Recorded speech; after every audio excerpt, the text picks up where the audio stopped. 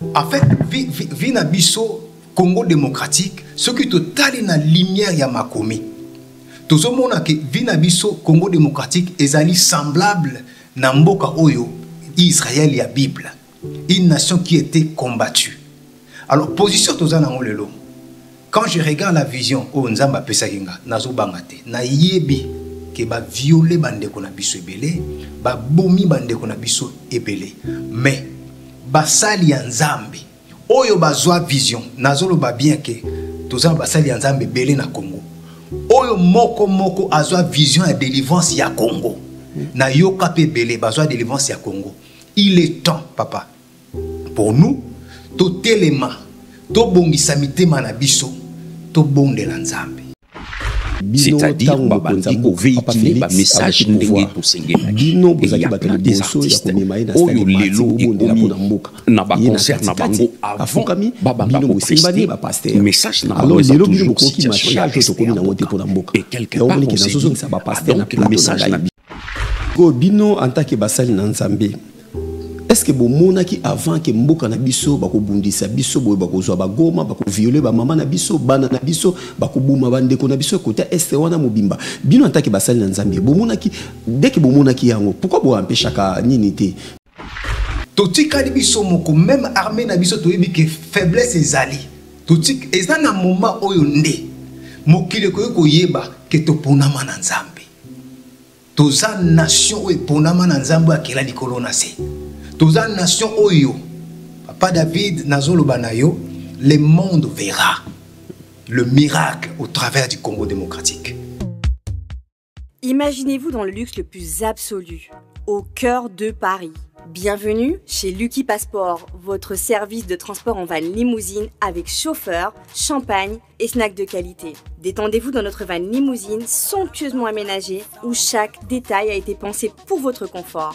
Des sièges en cuir spacieux, un ciel étoilé raffiné, un écran TV dans une atmosphère intime et élégante. Profitez d'une sélection de champagne fin, accompagné de délicieux snacks gourmets pour un voyage inoubliable à travers la ville lumière. Que ce soit pour une soirée spéciale, une occasion professionnelle ou simplement pour vous faire plaisir lors d'une après-midi shopping, notre service VIP vous garantit une expérience exceptionnelle. Avec Lucky Passport, bénéficiez d'un chauffeur professionnel, discret et courtois pour vous conduire en toute sécurité et avec élégance. Maison Awatusa, chez Maman Nicole Malonga. Yaka, esa na poto ne yebite. Yaka, tokisi na metro chateau mutia da kayau. Kayau awa. Uzomona kimbondo. Oh la.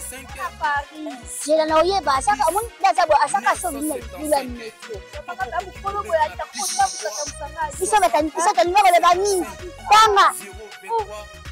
Awa toza. Awa nini? Awa toza. Awa.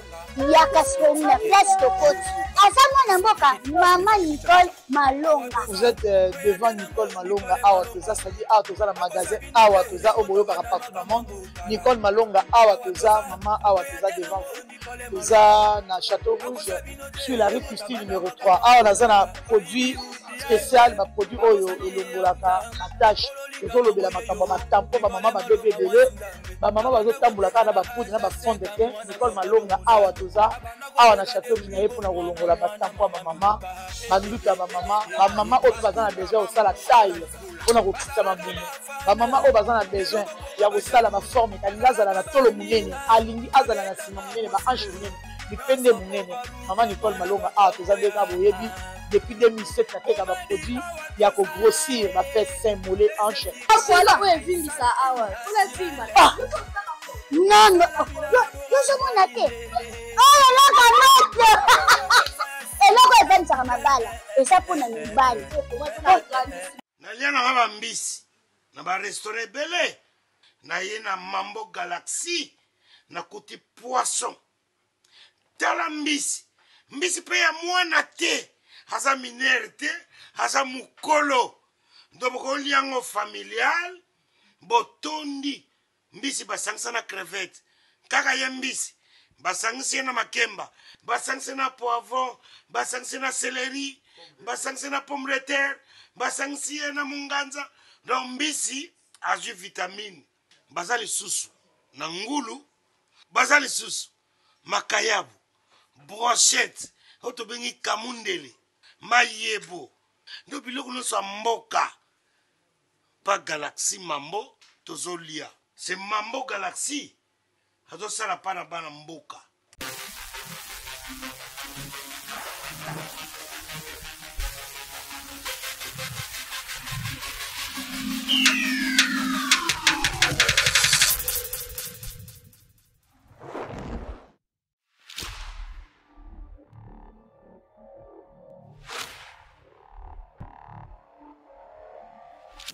Bonjour, bonsoir, ça dépend l'herbe Talaka, Congo Révolution, chaîne Nabino, chaîne Amunene, Nakati ya Europe, Nakati ya Mukili Mobimba. Merci na Batu Batalaka Biso presque na Mukili Mobimba, bo pesa biso ba chance, bo s'abonner Nakati chaîne Oyo Congo Révolution parce que bo kozala, bo kotika la jamais kozala dessus. Alors, bande ko na biso ya ba Congolais, ozana besoin kakate ou ke na banque pour que notine de la ndeko nombo na Congo.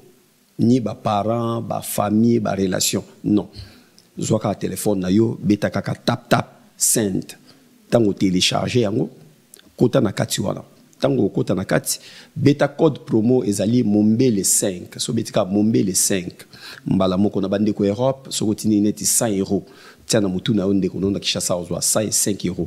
Bande ko États-Unis et Amérique so kotini $100 yebango ki bande ko nonda Kishasa bakozwa $110. Donc ozana besoin ko tout se déplacer pour tiner la bande ko na yo mbongo. Merci na bande ko na biso ya Inde na moni bande ko Inde ba sabona ki tellement ebele. Merci na manager ya émission oyo Krisaluko ki poto na bosanité César Ngapi Bolts oyo ataka po émission oyo ezala na place. Mon ami Gias Peugeot na bosani yote to tali côté réalisation côté machine to zana Michel Kombe Aigle to moni David Angali to pesa mbote na Chris Ndongada les retours de Manotunga oyo azwengi déjà na katanda kuna. Voilà weekend lilo ezala weekend mo malamu poto meka ko kabola makamu ya mboka na basali na nzambe. Pourquoi nazo benga basali na nzambe na plateau na mingi pour ezala teke to mona ki prophétie to ifale to sala boy non ya bomoni ke bata oyo mboka ezana bitumba nazo benga mingi basali na nzambe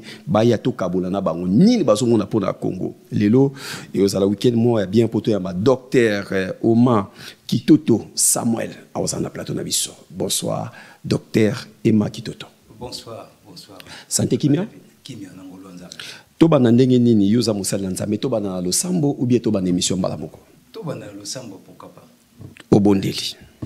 Nkolo to pambolio to komisio to netolo likona ba kombo nyonso to tiki momao na maboko na yo molimo mosantu akamba biso atambusa biso to yebi pe to ndimi mitema ebele eko simbama na lisungia molimo mosantu pona kopesa kimia elikia pona mboka na biso ezali mboka bilaka Congo démocratique lokumu kembo pe masanzo lezonga na mboka na yo na kombo na Yesu na lisungia molimo mosantu. Amen. Amen. Ngai lelo so na bengisi yo parce que nazo linga nazo ngisa retour pa ba pasteur. Ça veut dire place à la nouvelle génération. Maintenant, Ezali Tap Send. Avec Tap Send, Bana Europe, Canada, États-Unis, na Dubaï. Juste avec votre téléphone, en téléchargeant Tap Send, vous pouvez envoyer de l'argent sur le numéro de téléphone d'une personne. À Kinshasa et même partout en RDC. Et au Congo, Brazzaville, toi qui es à l'étranger, prends ton téléphone, télécharge et envoie. Avec Tap Send, envoyez plus et dépensez moins. C'est moi, Ouerasson, le roi de la forêt, qui vous dit. Bino tango mokonza mboka papa Félix azwaki pouvoir.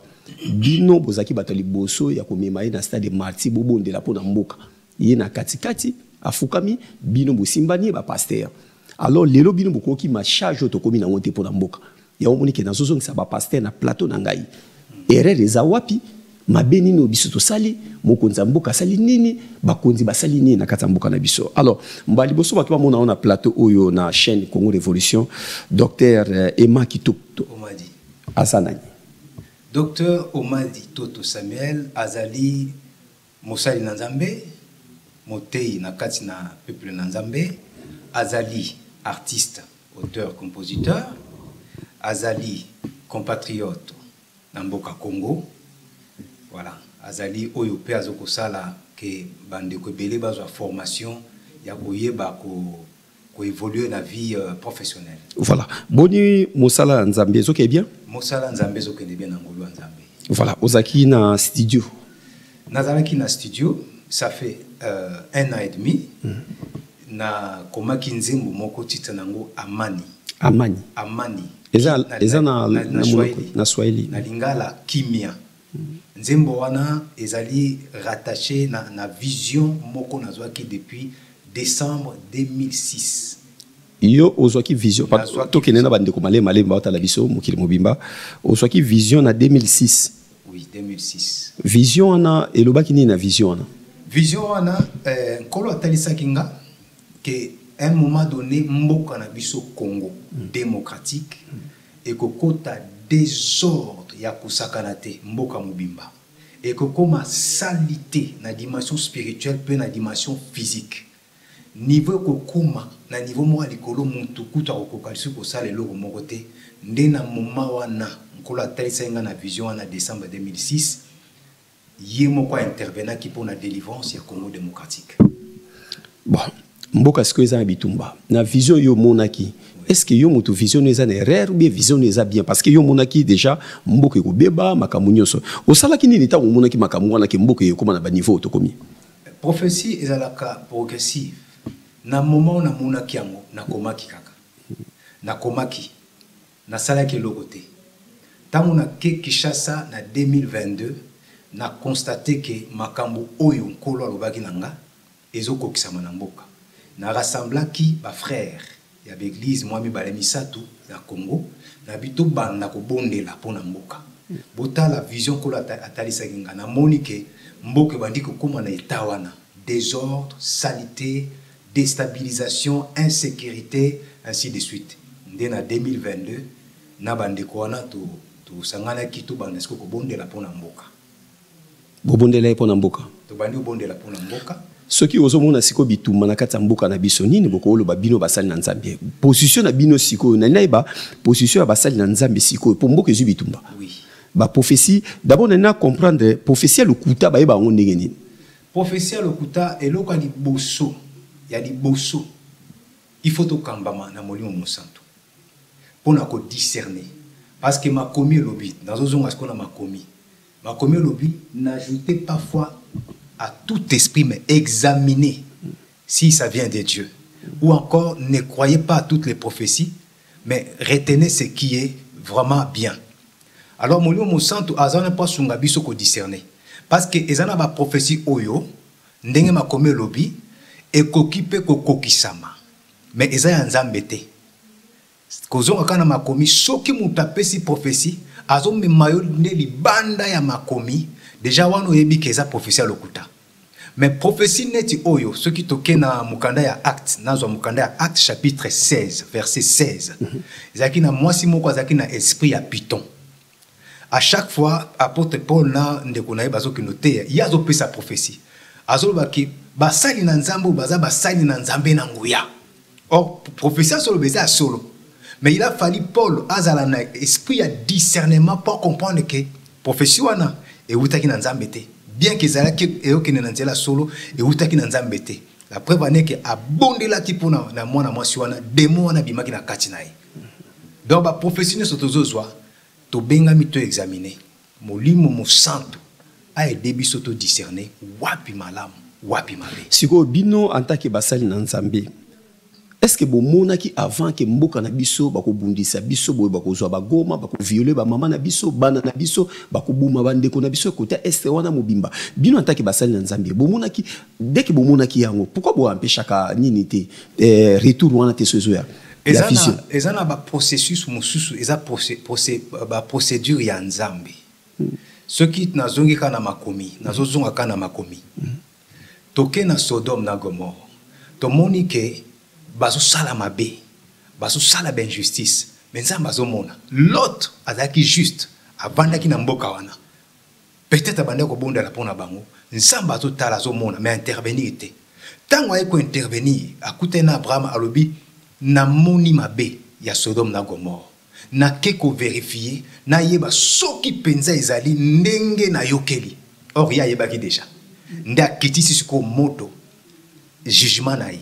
Or ce qui n'a zongi na vision on a qui na 2006. Qu'est-ce que j'avais vu papa? On a na monaki Congo ndenge na lobi et komi salité Congo mobimba.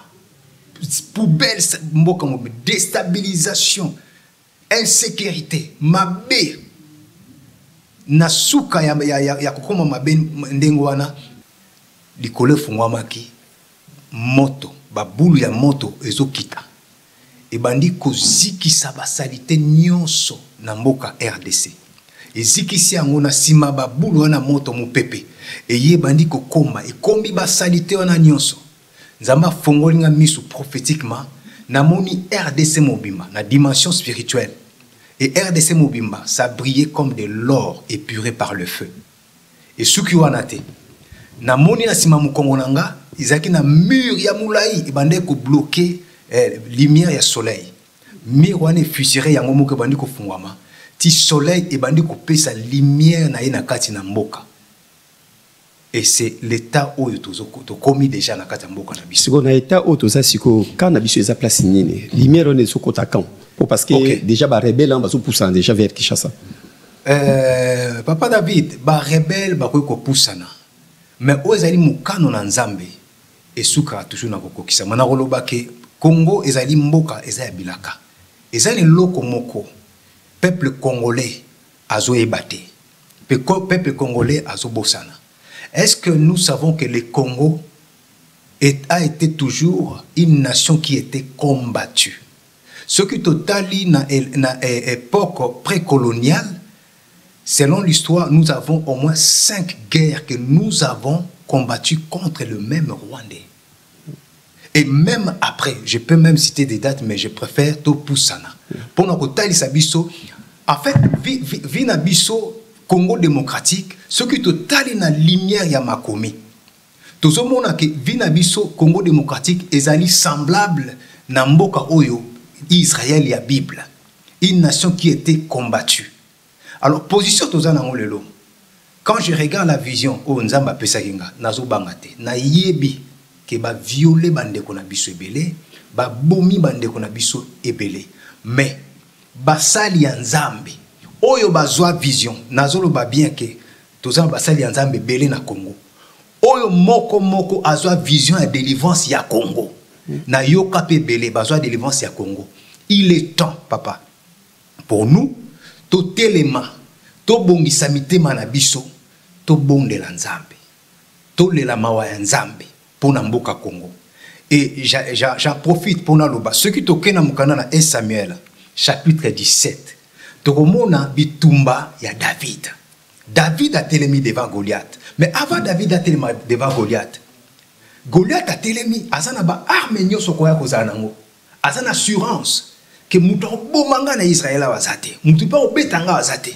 Parce que nazana ba javelot, nazana ba cuirasse, nazana ba chaussures, nazana ba casque, nazé lombe.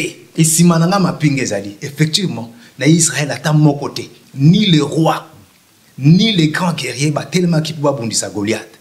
Mais il y avait un homme où yazalaki na relation na Nzambe. Mutoana David ayako boma Goliath na mbelite. D'abord na kombo ya Nzambe et puis na libanga na lance-pierre. Lelo tokolo ba ke Nzambe abwaki ba Congolais, lelo Nzambe aza sur côté ba Congolais te. Ou bien Nzambe azo pesa biso mo Congolais. Pour parce que so tali bituma on so comprendre ngote. Biso to sambela ka Nzambe ya Israël.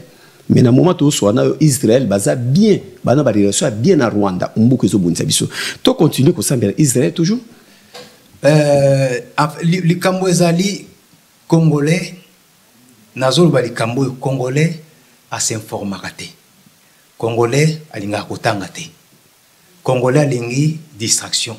Ce qui Congolais à quoi qu'on vanda, qu'on soit instruction, qu'on tanga histoire, qu'on yeba nani oyazali.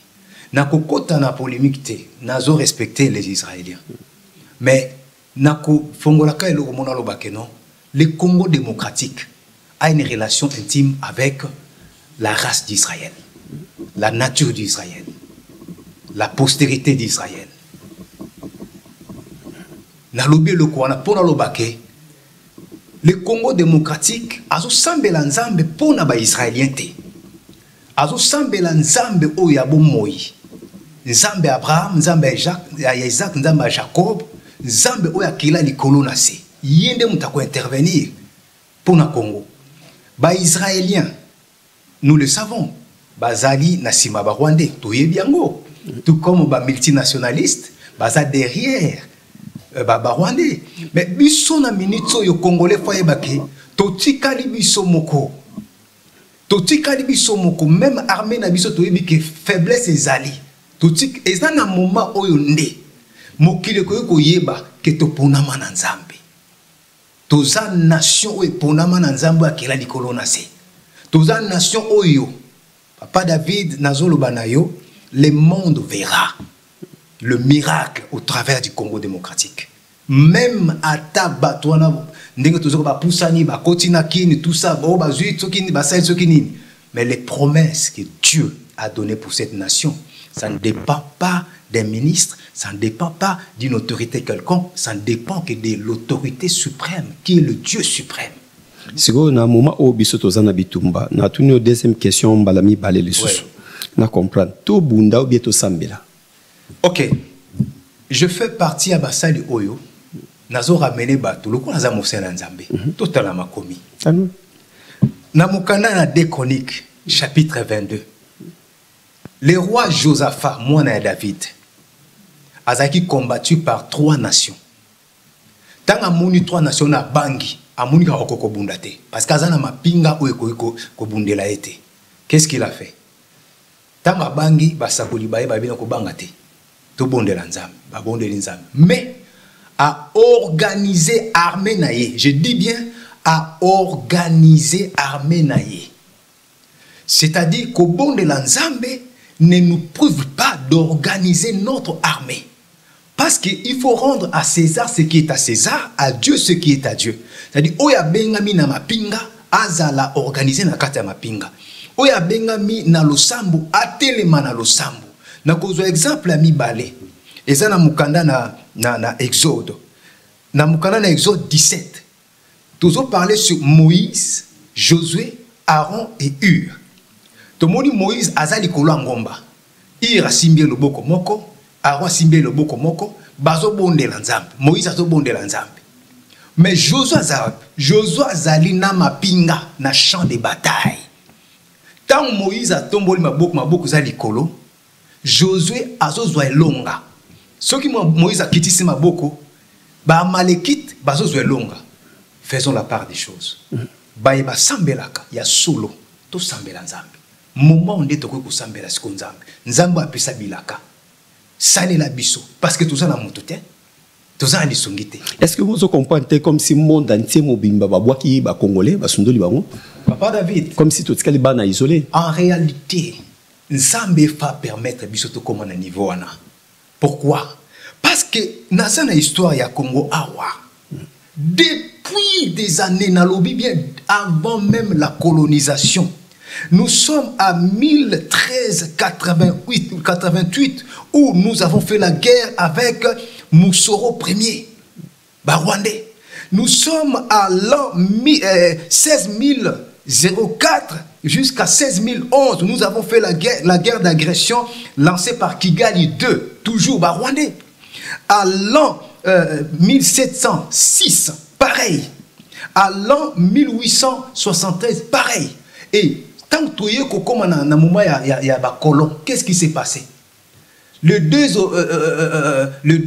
personnes qui ont découvert de l'or na Kivu, ils ont fait quoi? Au lieu de Congolais, à l'époque, Simo Kimbango a lancé le mouvement de libération. Babitoza a confiance à Congolais.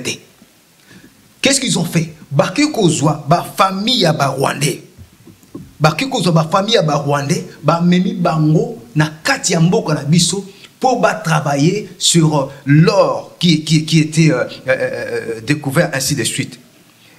On parlera des historiens Barouyeba, tout ça, opération mort, main d'œuvre rwandais, en 1924. Tout ça, opération MIB, mission d'immigration de Banyarwanda, où il y a 200 000 familles rwandaises qui dans RDC qui s'installent. Tout ça, les Congolais ne se rendent pas compte. En fait, depuis longtemps, le monde a voulu que le Congo ne soit pas Congo. Pourquoi? Parce que nous subissons la guerre de l'envie et la guerre de la jalousie. Et le vouloir de gens, c'est quoi? C'est de nous disperser, de nous éliminer. Voilà pourquoi le monde sait que non, pour qu'on puisse réussir dans tout ce qui est le numérique, dans tout ce qui est les voitures électroniques, alors il faut le Congo. Celui qui aura le Congo, il sera le plus puissant encore du monde.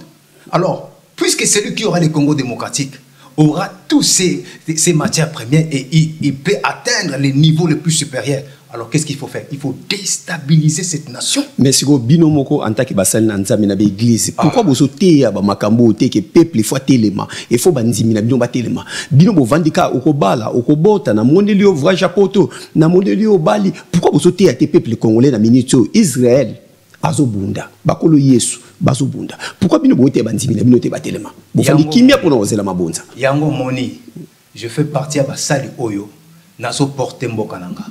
Je suis patriote. Yango moni na yé pour apporter une pierre pour le veille et le réveil y a mon peuple. Nzamba koko pesa bilaka, mais il faut que le peuple puisse se réveiller. Aujourd'hui, je suis fier et j'en serai encore plus de voir nous qui sommes dans la diaspora. Chacun à sa place. Soulevons-nous. Soulevons-nous. Je suis fier, je suis serviteur de Dieu. Je n'ai pas honte. Je réclame le droit de la RDC. C'est une nation souveraine. En même temps, en même temps, bazo s'occuper de l'armée, bazo organiser l'armée, c'est-à-dire chacun a son rôle. On n'est pas là seulement, Papa David, pour dire que okobala, okobota. Mais okobala, okobota. Tes compatriotes sont en train de souffrir. Où est l'amour de la patrie, l'amour du prochain? C'est ça qu'il faut ramener le peuple à comprendre, que non, le monde s'élève contre nous. Le monde veut nous effacer. Le monde veut remplacer par d'autres personnes pour avoir plus la possibilité de s'accaparer de ce que Dieu, le Créateur incréé, nous a donné. Ok. Dans le ministère, moi, ça côté. Dans le ministère, moi, ça côté. Mais dès que nous sommes pasteur, comme si moi, ça côté dans le ministère. Tout dépend de la compréhension. Est-ce que dans ma commis, il dit que aux la Bible, il dit que moi, ça côté le malbosso et abattu, à bani côté. Ma commis est lobby. Ce qui n'a qu'à Genèse, chapitre 3. Depuis le départ, c'est là la source. Paul a répété même dans Mukanda et à Corinthiens. Ma commis lobby boy. Nkola lobby, albi na femme, puisque c'est toi qui as mangé en premier. Et tu as donné à l'homme. Tu dépendras de ton mari. Il dominera sur toi. Et ça dit qu'il y a autorité. L'autorité est donnée à l'homme sur la femme. Parce que l'homme est la gloire de Dieu, la femme est la gloire de l'homme. Or, une femme ne peut parler que par l'autorisation de sa domination qui est l'homme. Na une église, na assemblée. L'autorité, c'est le responsable spirituel qui est là. Alors, si les responsables spirituels, le Saint-Esprit me révèle que cette femme est équipée de capacités et de compétences de servir. Laisse-la me servir. Parce qu'elle a sous couvert mon autorité. Oui. Tous les nzembo zaki na studio to so extrait na muke vite fait o yembeli mboka. Amani, amani, amani kwa nchi ya Kongo. Kimya, kimya, kimya na mboka ya Kongo. Tu as bu la coupe de la méchanceté des hommes. Ton secours ne vient ni de l'Orient ni de l'Occident et ni du désert, mais de ton Créateur suprême. Oh, beau pays, nation éprouvée par tout le monde, injustice et viol, vol, maître armes et trahison, corruption, et toutes les sortes de cruauté. Congo, RDC, Congo, RDC. Ce qui est là, ce qui est là, Congo, ils ont des problèmes, ils ont des fautes, ils ont des politiciens, des pasteurs ou bien des politiciens, ils ont des politiciens. Awa, esikoto komi, ozongi singai, tango nkolo bandi kolobela makama mboka. Je vais dire ces messages, ça va aider une personne. Le Seigneur m'a dit qu'il doit y avoir une repentance sincère dans notre pays, dans notre nation. Et je crois que voilà pourquoi on pousse à bisoper à niveau pour tout l'oukaye. Et repentance wana, ils en ont 3 classes. La première classe, quand on parle de la repentance, ils ont dit que, n'a expliqué d'abord ce que le Saint-Esprit m'a expliqué. Ce n'est pas la repentance, non. C'est une repentance où tu dois connaître ce que tu es en train de faire, le mal que tu fais. Reconnaître ça, abandonner ça, confesser ça et suivre maintenant la bonne voie, la voie de la justice. C'est ça la repentance. Maintenant, c'est 3 classes pour nous répondre à la question au Lobinanga. La première classe, c'est la classe politico-militaire. Politico-militaire, c'est-à-dire l'autorité. L'autorité, là où il y a des trahisons, là où il y a des vols, là où il y a tout ce que nous connaissons. Quand je parle de la trahison, d'abord, un Congolais qui trahit sa propre patrie. Un Congolais qui trahit ses compatriotes. Là où il y a l'égoïsme, là où il y a la division, le tribalisme, tout ça, il faut que ça change. Le Congo peut être un grand pays, mais tant que tu comprends entre biso,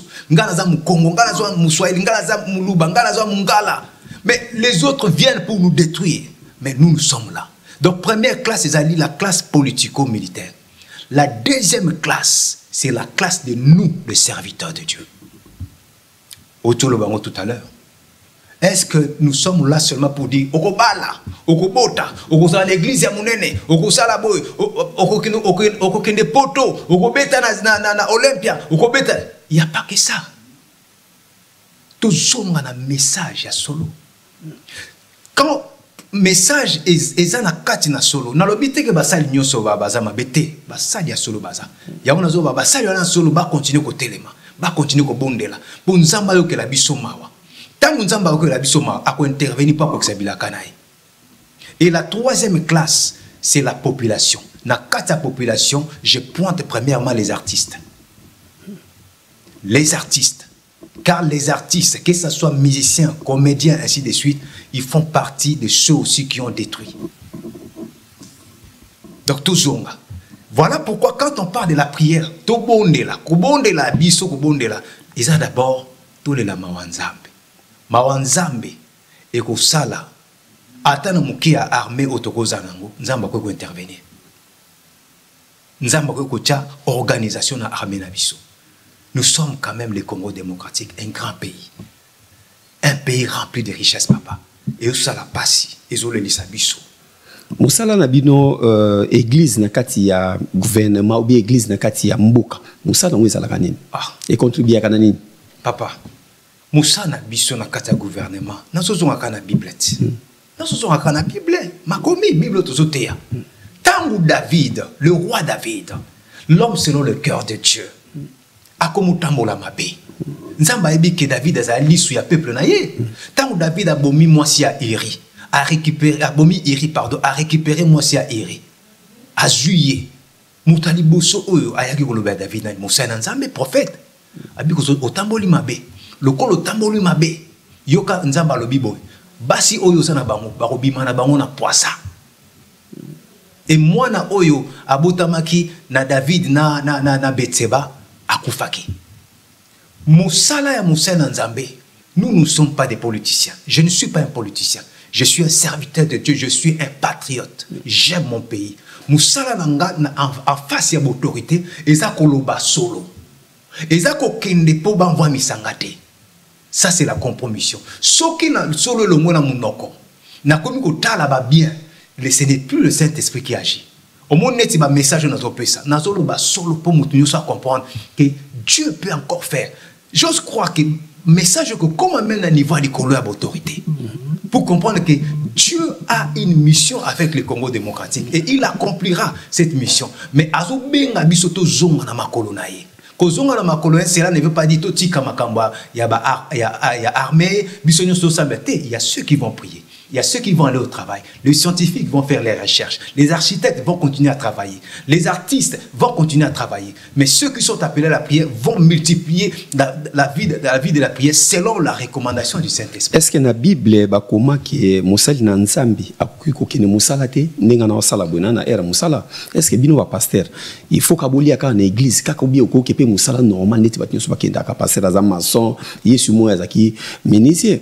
Donc pourquoi ba pasteur congolais mingi bolingi musalate bolingi kusalate bozolo baki okulia kaka na hotel ndebo pesa na bité proverbe mo bolo ba marqué wana un mutu na nzambe musala nzambe ko sa musala normal ndebi so sala nazo des passages oyo mingi ba utiliser la question madame na CP na. Merci. Ya liboso ba ka l'ouvrier mérite son salaire. Musala bi que non l'ouvrier mérite son salaire. Alors si tu es l'ouvrier, tu mérites ton salaire, qui est ton patron? Est-ce que c'est le peuple? Non. Ce n'est pas le peuple qui conduit, qui sont tes patrons. Si tu mérites le salaire, c'est le Dieu que tu sers qui est ton patron, qui va te donner d'une manière ou d'une autre. Donc, tout soit ma commune en contexte nango. Celui qui travaille à l'hôtel, mange à l'hôtel. Aux autres travaillent à l'hôtel, il y a nani, il y a nzambe. Ceux qui nous ont touché, peuple a pesa. Mais nous ne sommes pas obligés que le peuple a pesa biso avec imposition, avec obligation. Non, nous avons touché, nous avons fait l'action de grâce, à pesiboul. Pour nous, on a la question, est-ce que Moussel Nzamba peut travailler? Pourquoi pas? Mais pourquoi pour ça la rater? Nazo kende. Tozonga na makomi. L'apôtre Paul, à un certain moment, makomi lobby, il a fait des tentes. À salaki batante pour azaki métier nae. Il a fabriqué batante. Na métier na ko fabriquer batante à sali yango pour aider bato mususu. Biso tozana yo na mboko apoto. Nous avons des possibilités. Moi, je suis un responsable de l'Assemblée, de l'Église. Mais naïe poto, j'ai continué des études. Dans cette étude, il y a technicien supérieur en méthode d'exploitation logistique. Dans cette étude en cours, il y a community manager. Dans cette étude, il y a formateur professionnel. Pourquoi? Parce qu'au-delà des ministères, je veux développer quelque chose pour transmettre. Ce n'est pas interdit. En réalité, c'est quand Nzambe a conduit un ministère que tant ils ont le sous-souté. Tant ils ont le sous-souté, c'est là où ce que Nzambe a moni pena que non il faut tika. Yémo ko pouvoir, mais au salate okomako lokola mandia. Est-ce que Moussali Nzambe a koui ko sala politique, à sala politique, nakati ya gouvernement, Moussali Nzambe pasteur moko bien évangéliste ou bien docteur ngozali à sala politique. Ko sala politique réponse vraiment avec beaucoup de sagesse. Ça dépend appel ya onzamba pesina mutu. Ça dépend appel ya mutu. Ezana musali oyo nzamba ko benga ye alobi kende ko sala. Parce que la politique, la politique, c'est un terrain qui est très très glissant. Ceux qui ont bengamité au koki ko sielo muka. Lo komi na lokuta au moni la richesse au komi muibi. Dans la Bible, dans la Bible, qui est notre modèle, nous avons vu, il y a eu des juges, il y a eu des rois, basali nanzambe. Ou batambola ki na ba prophète. Mais configuration tous en est différent. Mokile baby mingi. Ngai personnellement, ce qui est un serviteur à l'obi nangana ke la politique, il faut na tout na oyoki pena ngonga nzambe. Parce que so oyoki ngonga nzambe te okei obunga. Les autres qui dernière question pour toi Tikayo parce que tous les week-end nous avons préparé matin lobby dimanche Moussali Nzambe akoki ko boka ngunda pour son mukanda. En tout cas, oui, cette question est très très kilo parce que na mboka otozali na bandelango na yo qui bien mosali na nzambe est-ce que akoki ko boka ngunda pozo mukanda ya poto?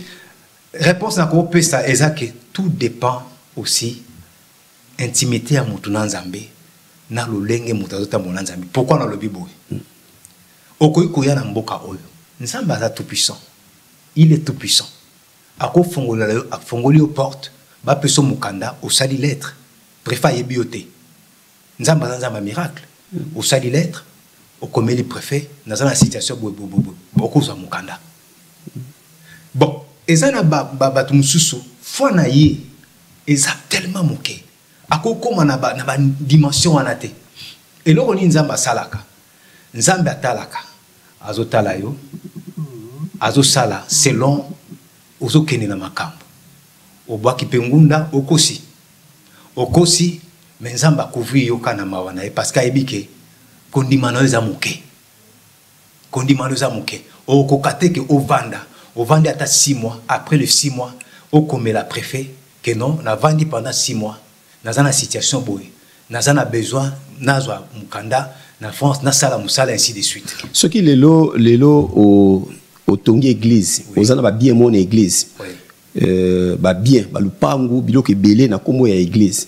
Ce qui lelo yo tiki biso kufi. Ba bien on etikale pa ya pasteur o alandi yo ou bien etikale pa ya mwana na yo ou bien etikale pa ya famille na yo propre. Tozo monango en fait ba bien bino bosomba kawana ya mabunza na biso bandimi ba bien biso pesa kawana o boso somba ba bituka biloko wana lelo soko zate etikala ya bana na yo ou bien biso to continuer na biso bandimi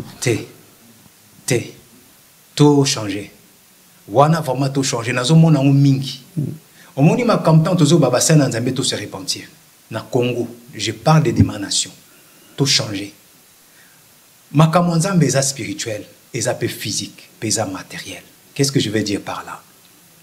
Yanzambe eza yanzambe. Ya kaisala, pesa ya kaisala. Soki mosai na nzambe, oza vivant. Bosombi biloko, bosombi lupango, bosombi instrument, basali bazali. Okomi pena kokufa. Papa, si l'esprit ne te dit pas que non, mets ton fils à ta place, ne le mets pas. Tu n'as pas l'obligation de mettre ton fils. Et ça obligé bana bino faut pas comme ka pasteur net bino. Ils ont obligé. Ils ont obligé. En fait, eza na alliance oyo souvent nzamba salake apesa kabiso bana ou baza basai na nzambe. Ba osela nzambe. Mais ce n'est pas une obligation que mwana na ngai to mwana ya pasteur yenda zala titulaire.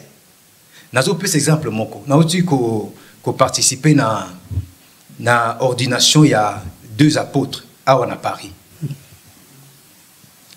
Moko ya apôtre azali mwana ya papa apôtre responsable de Tonga. Mais moko ya apôtre azali mwana na ete azali mwana kana kati Tonga. Ye apôtre responsable za congolais mais moko ya apôtre aza ordonné aza même ivoirien. Parce qu'il a reçu l'orientation ya molimo mosanto que tia bango mibale. Bakambasko etonga yo banda kokende. Papa, tozongela nzambe. Na yoka langage moko kikala na kisika. Nzambo ya kikala oyo biso tango tozaka bana mike. Na bane 90, 90. Tozomona ki ba nzambe. Nzambo yo ba aidini abala. Ba salela tozomona puissance pengo ya nzambe. Tozongela nzambe ya kikala. Soki nzamba komi mabiso na ba niveau toza lelo peut-être lokola toza mboka bilaka nzamba linga ko bilaka amoni ke to komi na nzamba kisika mingi nzamba kisika za pena que non okenga na za maladie mon fils c'est toi maintenant je commence à te préparer tu commences déjà à prendre l'ascendance dès que je serai parti c'est toi parce que moi j'ai payé les prix moi j'ai souffert il faut que ça soit toi est-ce que nzamba lobinayo. Voilà, tokomi na biso presque na suka docteur Emmanuel Nino ko bana bana na docteur Omadi Samuel Toto bato baso tala yo Nino koloba et loko na ko koloba ya suka ezali to retenir Congo démocratique tozana pasi mais ezali mboka bilaka komba na biso ezali lokola komba ya David et Goliath ezo senga tozala bomoko oza mo Congo oza mo Luba oza Moswahili oza nini natangite mu Congo mu Luba Moswahili Mungala tout total à Moutouté. C'est nous, ça nous concerne, nous les Congolais, parce que le monde veut nous effacer, le monde veut nous détruire. Je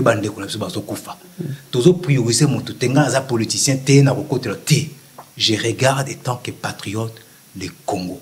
Voilà pourquoi Nzembo Oyo même na Yembi, Amani, Kimia, ils ont parlé sur l'unité, tout banni l'égoïsme. De toutes les façons, Papa David, Nzambe wa pesa bilaka na Congo, qui s'appelle juger même les Congolais qui ont trahi le Congo. Il commencera par les Congolais qui ont trahi le Congo, ainsi que ceux qui se mêlent pour détruire le Congo démocratique.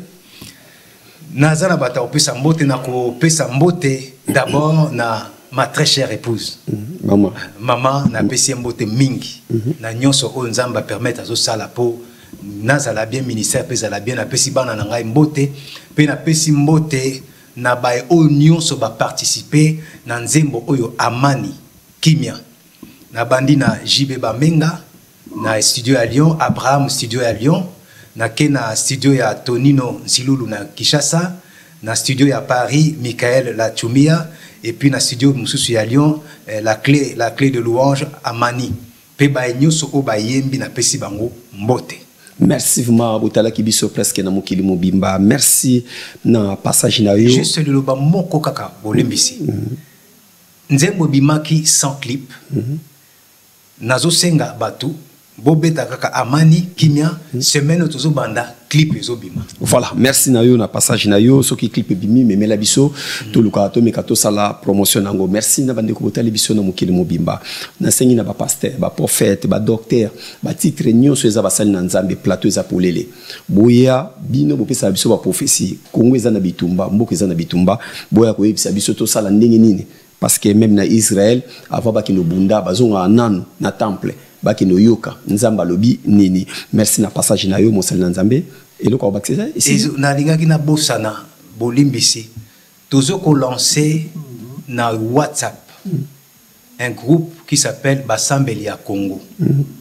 Na WhatsApp tozo benga ba congolais nyonso o bazali disponible quelle que soit église na yo na habite ceux qui beaucoup ko afficher numéro nanga bazwa numéro babenga ngai na babenga yo opesi bango comme ça.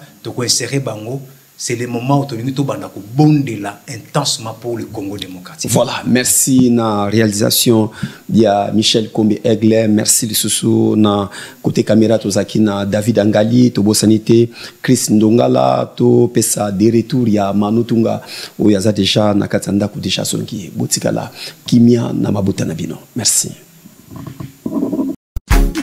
MK Royal Studio, spécialisé dans la production audiovisuelle. Nous faisons vos clips vidéo, vos pubs télé et radio. Aussi, nous couvrons vos événements dont vous ne voudrez en perdre aucun souvenir. Anniversaire, mariage, retraite deuil et tout ce que vous voulez. MK Royal Studio, 35 Boulevard Anatole France, 93 200 Saint-Denis, plus 33 75 36 10 10 3.